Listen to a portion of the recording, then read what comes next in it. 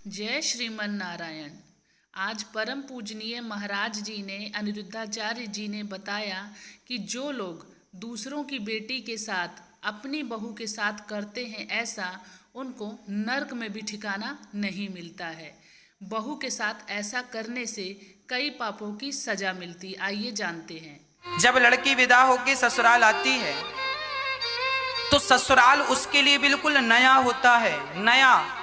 नए चेहरे होते हैं। ससुर को पहली बार अच्छे से देखा है, सास को पहली बार देखा है, पति को भी पहली बार ठीक से देखा है, देवर को भी पहली बार देखा है, घर को भी पहली बार देखा है। उसे ये भी नहीं पता कि कमरा किस तरफ है, रसोई किस तरफ है। पहली बार घर गई, उसे पता ही नहीं कौन सी चीज कहाँ, सामान कहाँ रखा हुआ है, उसे कोई ज्ञान नहीं है। जब लड़की मायके से ससुराल जाती है ना, तो ससुराल में जरा उससे कोई गलती हो जाए।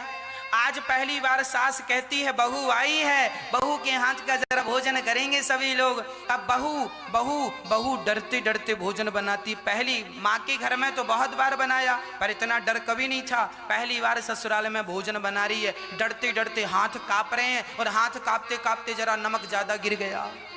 अब नमक ज्यादा गिर गया, अब बनाया और सास ने खाया, ससुर ने अरे राम राम राम, यही सिखाया तेरे माँ बाप ने, इतना नमक डाल दिया,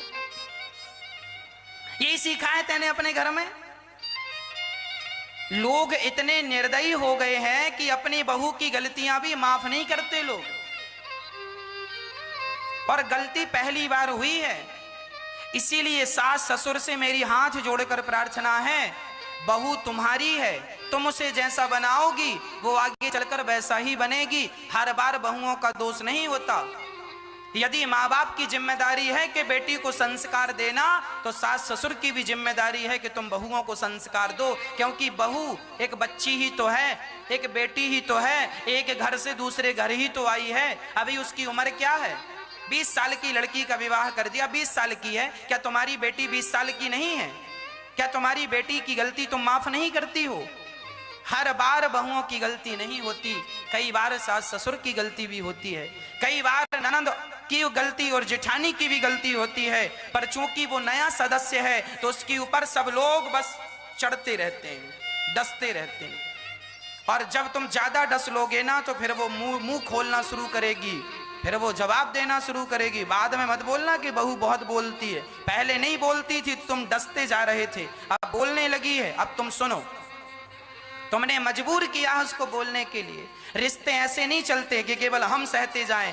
अरे गलती सबसे होती है, बहू से गलती हुई है, ऐसे नहीं करते। आप एक काम करना, एक तुलसी का पौधा उठाना और उखाड़ के दूसरी जगह पे लगाना। जब एक तुलसी का पौधा दूसरी जगह पे उखाड़ कर लगाओगे ना, तो 4-5 दिन तक तो तुलसी के पौधे के पत्ते भी मुरझाए होते हैं। वहां का वातावरण एक्सेप्ट करने में तुलसी को भी 4-5 दिन का समय लगता है, हाँ या ना?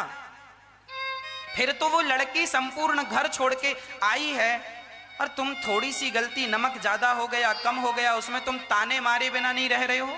अरे गलती है, डर रही है। पहली बार जब मैं भी मंच में चढ़ा बोला था तो मेरा भी शरीर कांप रहा था। आप भी मंच में पहली बार बोलेंगे, आपका भी थर थर, कितने भी विद्वान होंगे आप, पर पहली बार में कोई काम करेंगे ना, आदमी डर जाता है, कांप जाता है। वो अभ्यास से होता है सब चीज, है ना? इसीलिए मेरी प्रार्थना इतनी है, गृहस्थ जीवन में ताने बिल्कुल ना हो, शिकायतें ना हो। जिनके जीवन में शिकायतें हैं आज वो बहुत परेशान है।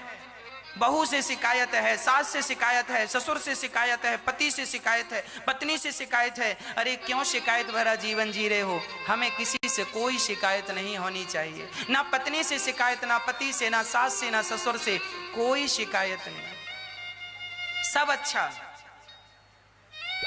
शिकायत ना हो, शिकायत भरी जिंदगी समाप्त कर दो। ये इसी में हम सबकी भलाई और हम सबका कल्याण है। कोई शिकायत ना हो किसी है।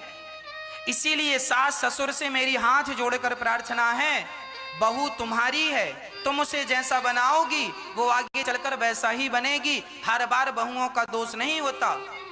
यदि माँ बाप की जिम्मेदारी है कि बेटी को संस्कार देना, तो सास ससुर की भी जिम्मेदारी है कि तुम बहुओं को संस्कार दो। क्योंकि बहू एक बच्ची ही तो है, एक बेटी ही तो है, एक घर से दूसरे घर ही तो आई है। अभी उसकी उम्र क्या है? 20 साल की लड़की का विवाह कर दिया, 20 साल की है, क्या तुम्हारी बेटी 20 साल की नहीं है? क्या तुम्हारी बेटी की गलती तुम माफ नहीं करती हो?